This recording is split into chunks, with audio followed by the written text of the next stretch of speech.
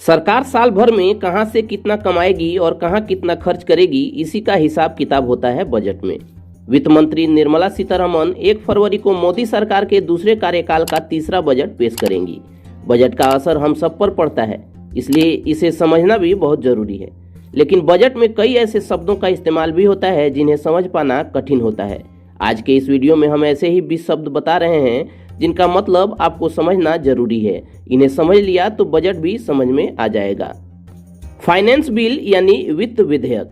Budget पेश होने के बाद संसद में सरकार फाइनेंस बिल पेश करती है। इसमें सरकार की कमाई का ब्यौरा होता है। एप्रोप्रिएशन बिल यानी विनियोग विधेयक।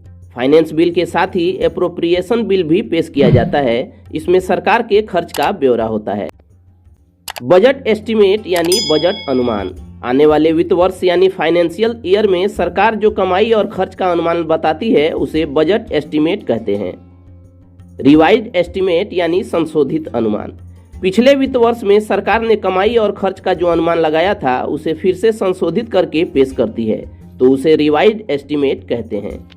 एक्चुअल यानी वास्तविक। 2 साल पहले सरकार ने असल में जितना कमाया है और जितना खर्च किया है उसे एक्चुअल कहते हैं। फिस्कल डेफिसिट यानी राजकोषीय घाटा। सरकार की कमाई कम है और खर्च ज्यादा है, यानी सरकार घाटे में है, तो उसे फिस्कल डेफिसिट कहते हैं। फिस्कल सरप्लस यानी राजकोषीय मुनाफा। सरकार की कमाई ज्यादा है और खर्च कम है, यानी सरकार फायदे में है, तो उसे फिस्कल सरप्लस कहते हैं। रेवेन्यू डेफिसिट यानी राजस्व घाटा। सरकार ने कमाई का जो टारगेट सेट किया था लेकिन उतनी कमाई नहीं हुई, तो उसे रेवेन्यू डेफिसिट कहते हैं। टैक्स यानी कर। डायरेक्ट टैक्स वो टैक्स जो सरकार आम आदमी से सीधे लेती है, जैसे income tax, corporate tax, property tax वगैरह। इनडायरेक्ट टैक्स वो टैक्स जो आम आदमी से इनडायरेक्टली लिया जाता है, जैसे excise duty, custom duty, service tax वगैरह। इनकम टैक्स यानी आयकर। ये टैक्स आपकी कमाई पर लगता है। इसके अलावा कहीं इन्वेस्टमेंट किया है और उस पर ब्याज मिल रहा है तो उस पर भी इनकम टैक्स देना होता है। Corporate tax. कारपोरेट कंपनियों या फर्मों को अपनी कमाई पर सरकार को टैक्स देना होता है, इसे ही कारपोरेट टैक्स ये कहा जाता है। एक्साइज ड्यूटी यानी उत्पाद शुल्क। देश के अंदर ही बनने वाले सामानों पर जो टैक्स लगता है उसे एक्साइज ड्यूटी कहते हैं। इसे अब जीएसटी में शामिल कर लिया गया है, लेकिन पेट्रोल, डीजल और शराब पर अब भी एक्साइज ड्यूटी लगती है। कस्टम ड्यूटी यानी सीमा शुल्क।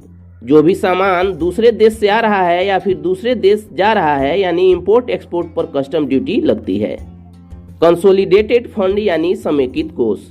सरकार जो भी कमाती है उसे कंसोलिडेटेड फंड में रखा जाता है। इससे पैसा निकालने के लिए संसद की मंजूरी जरूरी होती है। कंटीजेंसी फंड यानी आकस्मिक कोष। अचानक जरूरत पड़ने पर सरकार जिस फंड से पैसा निकालती है उसे कंटीजेंसी फंड कहते हैं। इससे पैसा निकालने के लिए संसद की मंजूरी जरूरी नहीं होती। रेवेन्यू एक्सपेंडिचर यानी राजस्व व्यय। देश चलाने के लिए सरकार को जिस खर्च की जरूरत होती है उसे रेवेन्यू एक्सपेंडिचर कहते हैं। ये खर्च सब्सिडी देने, सैलरी देने, कर्ज देने, राज्य सरकारों को ग्रांट देने में होता है। कैपिटल एक्सपेंडिचर यानी पूंजीगत व्यय। ऐसा खर्च जिससे सरकार को कमाई होती है उसे कैपिटल एक्सपेंडिचर कहते हैं। ये खर्च सरकार किसी तरह के इन्वेस्टमेंट में या स्कूल, कॉलेज, सड़क, अस्पताल बनाने में करती है। शॉर्ट टर्म गेन यानी अल्पकालिक पूंजीगत। जब कोई शेयर बाजार में 1 साल से कम समय के लिए पैसा लगाकर उस पर मुनाफा कमाता है तो उसे शॉर्ट टर्म कैपिटल गेन कहते हैं। लॉन्ग टर्म गेन यानी दीर्घकालिक पूंजीगत लाभ।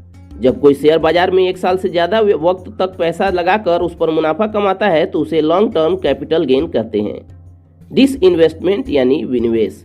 जब सरकार सरकारी कंपनियों की कुछ हिस्सेदारी बेचकर कमाई करती है तो उसे डिसइन्वेस्टमेंट कहते हैं। चलिए दोस्तों, इतना ही जानकारी आप तक पहुंचती रहे उसके लिए आप हमारे YouTube चैनल को सब्सक्राइब कर लें और Facebook पेज को लाइक कर लें। साथ ही साथ अपने दोस्तों, रिश्तेदारों के बीच इस वीडियो के लिंक को शेयर भी करें। मिलते हैं एक और वीडियो में, तब तक keep searching for knowledge and try to be a kind person.